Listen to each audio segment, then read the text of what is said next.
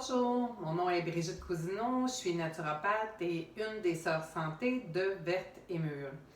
Aujourd'hui, je voulais vous partager ma préparation de ce que j'appelle mon jardin intérieur. Les jardins extérieurs, si ce n'est pas déjà fait, sont pas mal fermés, terminés. Le gel est à nos portes. Alors moi, j'ai récolté mes derniers légumes en fin de semaine, carottes, betteraves. Et j'ai aussi récolté de belles verdures, bettercarde et kale.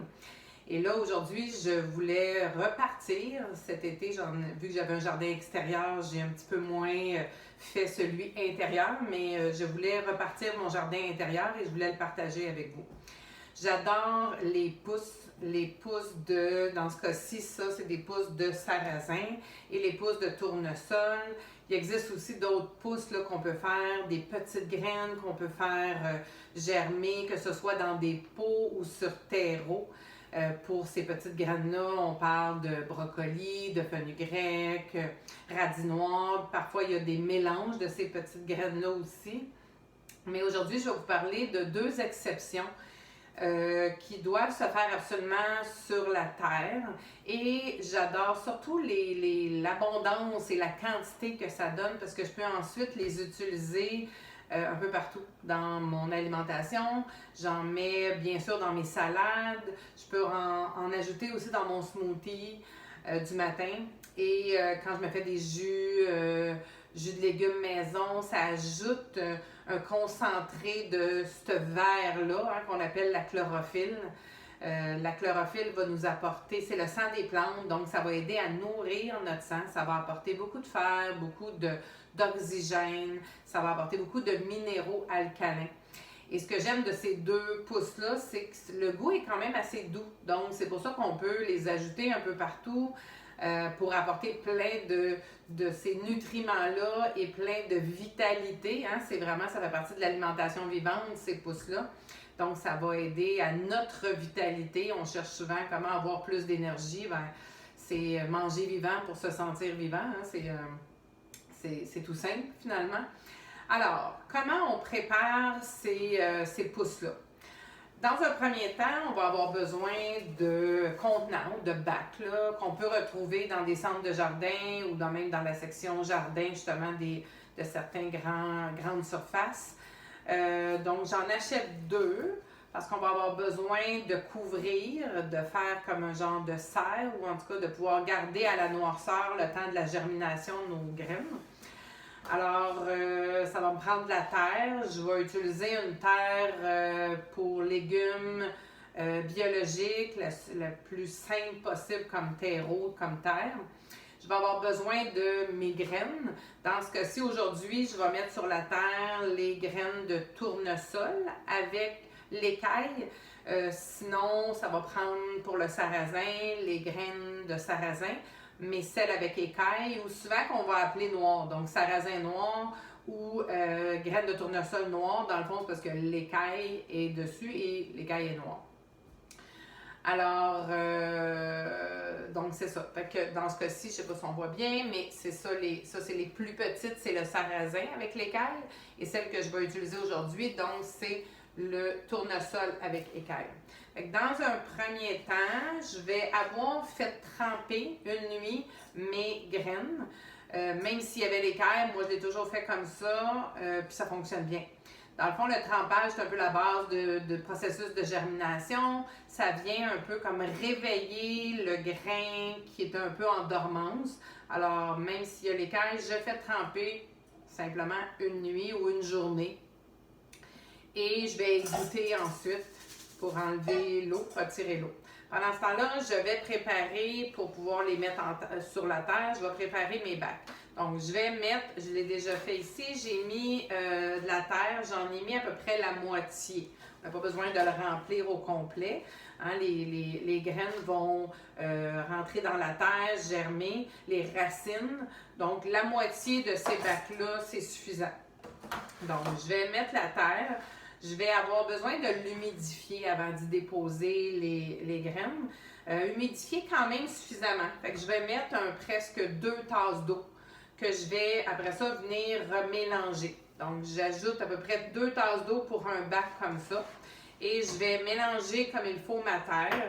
Et ensuite, là, je vais juste la tapoter, je dirais un peu, pour bien l'installer dans mon contenant à peu près égal.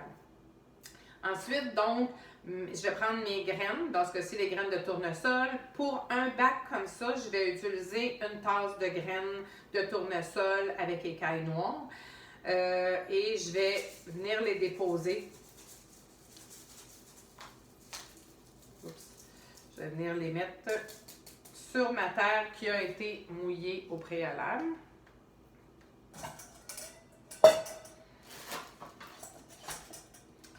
Et je vais encore une fois installer ça comme ça sur la terre, simplement m'assurant qu'elle ne se chevauche pas, mais bon, on ne passera pas des minutes là-dessus. Là. C'est simplement comme ça pour s'assurer qu'elle ne soit pas toute prise dans un coin. Et je vais aussi represser comme ça pour, je dirais, les rentrer un petit peu légèrement dans la terre, mais sans plus. Et là, maintenant, après ça, ce qu'on va avoir besoin, c'est de garder une noirceur, l'humidité, je dirais aussi. Ce qui fonctionne bien pour moi, c'est que je remets le bac comme ça, par-dessus, et le temps de la germination, avant qu'on enlève le couvercle, ça va prendre à peu près, je dirais, 5 jours, 3 à 5 jours. Je vais y mettre aussi des poids, soit un livre, quelque chose d'un peu plus pesant. Dans ce cas-ci, j'ai pris des canages. Là. Je pourrais en mettre même un 3e. Pour vraiment permettre aux graines qui sont sur la terre de vraiment pouvoir bien germer, bien prendre racine. Et là, à tous les jours, matin et soir, je vais utiliser un petit pulvérisateur pour aller, dans ce cas-ci, vraiment humidifier. On ne veut pas mettre une grande quantité d'eau parce que c'est un peu le danger, c'est que quand on met trop d'eau, ça risque d'apporter des moisissures en surface et c'est pas l'idéal. Fait qu'on veut juste faire un petit va-et-vient comme ça, matin et soir, pour garder les graines humides. Donc l'humidité et la noirceur, c'est vraiment les conditions idéales pour que nos graines puissent bien rentrer dans la terre, germer. Et je remets le poids.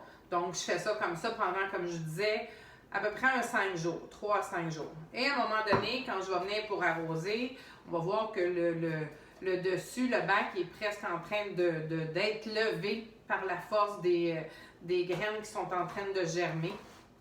Il va y avoir comme une pousse d'environ 1 pouce et demi. Et à ce moment-là, à partir de ce moment-là, on va laisser le couvercle de côté et on va mettre notre bac comme ça. Moi, je l'installe sur une table près d'une fenêtre. On ne veut pas une lumière directe, c'est-à-dire on ne veut pas les mettre dehors, même si on faisait ces pousses-là à l'été. On peut simplement les mettre près d'une fenêtre. Il y en a qui mettent carrément une lumière pour pouvoir apporter cet éclairage-là ou semblant de lumière du soleil.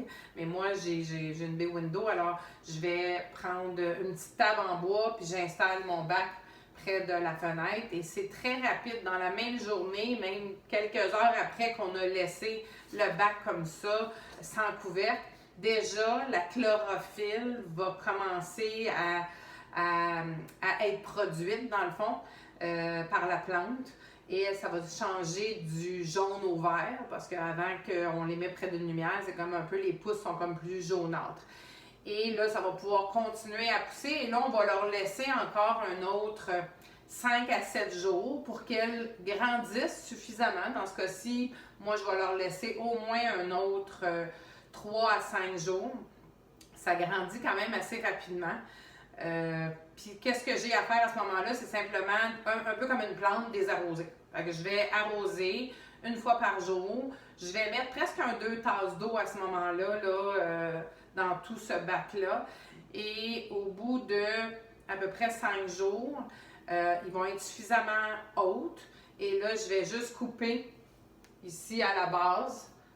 Je vais tasser ça comme ça, puis je vais couper. Mais comme je dis là, pour l'instant, je vais les laisser encore grandir un peu. En tout et partout, à partir du moment où on les met sur la terre, où moi je les consomme, c'est presque je dirais 10 à 14 jours. Mais plus on les laisserait, ils vont continuer de grandir quand même. C'est pour ça que moi, même quand ils sont prêts, je ne vais pas tous les couper. On pourrait tous les couper et les mettre dans un sac, mais ils continuent de rester en vie, j'ai le goût de dire, tant qu'ils sont sur la terre. Fait que moi, je vais juste couper la quantité que j'ai besoin et je vais continuer d'entretenir le reste, c'est-à-dire comme une plante, de l'arroser et jusqu'à temps que j'en ai plus. Et souvent, à la mi-pouce, j'ai le goût de dire, c'est-à-dire peut-être après 5 jours, je vais repartir un autre bac pour être sûr d'en avoir quand même régulièrement. Alors voilà. Si vous voulez plus d'informations sur les pousses, les germinations, d'autres informations, d'autres enseignements sur l'alimentation en lien avec notre santé, avec le corps, je vous invite à visiter notre site vertemur.ca, verte et mur avec un S à verte et mur. Et vous allez pouvoir voir sur l'onglet cours qu'on offre différents cours, dont un que j'explique un petit peu plus en détail, les pousses, les germinations, les algues et plein d'autres idées. Puis vous avez des recettes même que vous allez pouvoir recevoir et reproduire. Alors sur ce, je vous souhaite une bonne santé.